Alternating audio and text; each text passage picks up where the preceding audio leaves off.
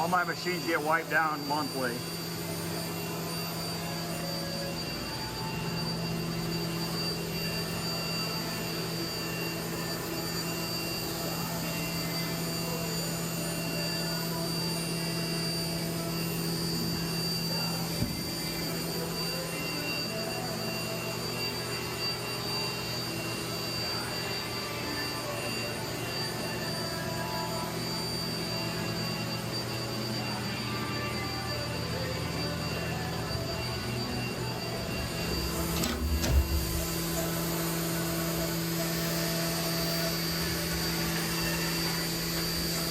I have the original water coupling for up there. I like to have this for adjustability for my longer tools stick out.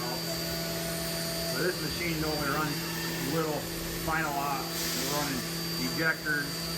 There's just a little TC cutter. Cut a slot in there.